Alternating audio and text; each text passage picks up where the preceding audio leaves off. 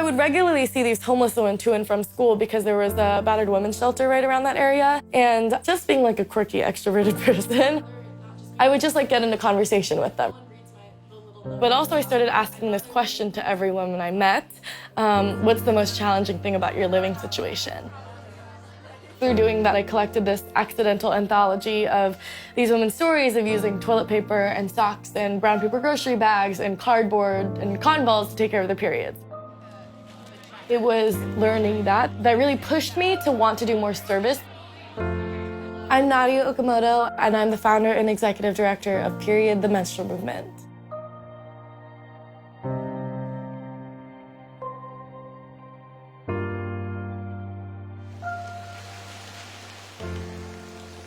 She's like, so it's your 21st birthday.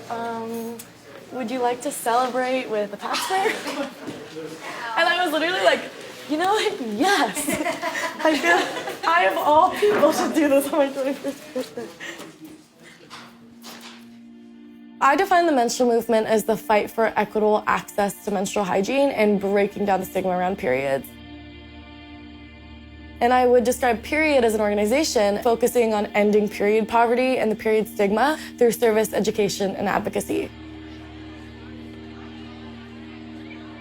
I was born in New York City while my mom was in law school at Columbia Law in New York. And when I was 9, my mom picked me and my younger sisters up and a few suitcases, and we moved out to Portland, Oregon for a better and safer life. We lived actually in this apartment when I was 10, all the way until the spring of my freshman year of high school. And that's when my mom parted ways with her job, and we entered what I call our time of transition. We moved out with no home. We knew 2 people, a couple that we moved into their basement for a little bit. My commute to school turned from 12 minutes here to over 2 hours long on public transportation. And I would take one bus and change right in the middle in an area called Old Town Portland. People know that as like a very concentrated area of homeless population. But so I would regularly see these homeless women to and from school because there was a battered women's shelter right around that area. And I would just like get into conversation with them. So many of the women I talked to ended up homeless out of domestic violence. Those conversations for me were super life-changing because, for one, they were the first time when I heard someone else describe a relationship that was an abusive relationship, but call it abuse. You know, when you grow up with that, no one tells you it's wrong, right? It's just sort of like what you maybe assume is normal. It was the first time that I started to put together that, one, my dad and my relationship was really abusive, and that I was being sexually abused by my dad. My mom was fleeing a really abusive marriage. I put a lot of my family and my mom particularly, like her stress, onto me. I know my mom got married because she was pregnant with me. Growing up, unfortunately, sort of fell into this mindset a lot of the times of like everything that was bad that came out of that marriage was because of me. And like all of the hard stuff about my mom was like because of me. And yeah, when I was like 16, I think a lot of that caused this like depression, but also like anger at myself. I found myself in a really abusive relationship where like sexual assault and physical assault were sort of a daily part of my life. After my family moved back into our place, and after my family was back on our feet after this, I ended up getting really beat up one night and ended up going to whatever shelter was downtown that wouldn't take my name.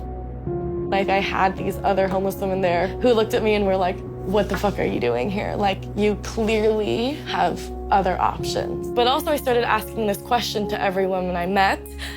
What's the most challenging thing about your living situation? And it was through that question that I discovered this unaddressed natural need of menstruation. I sort of had this feeling of like, they're calling on me to be like, I have everyone in that room, had the resources, the connections, and the ability to do something about it. So I decided I wanted to start a nonprofit, not because I understood what it was, but because I knew it was what you did when you wanted to help someone else, right? We basically just designed this model of like doing the simple steps, right? We wanted to get period products to people in need, so we raised money to buy period products, put together packages, and give them out.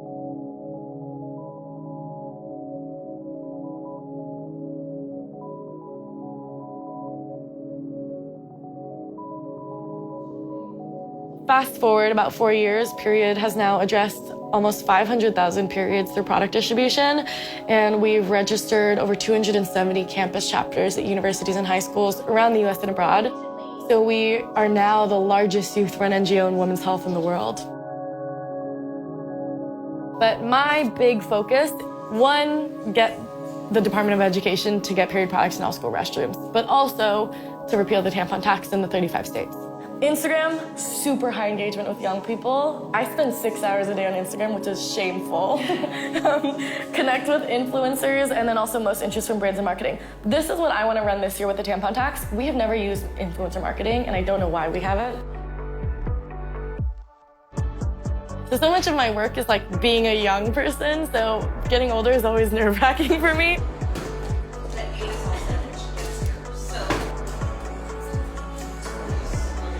Tonight, we're actually going to be having the party at this place called Foundation, which is a little boutique here in Portland, Oregon, where they donate 100% of their proceeds to a nonprofit every quarter. So we are this quarter's partner.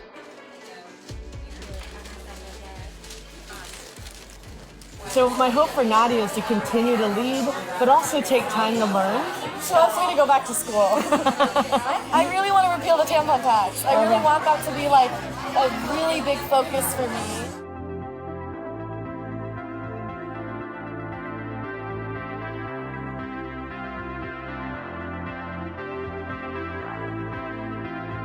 For me, I took time off because I wanted to work, right? And I wanted to work on this movement, and I wanted to advance this movement.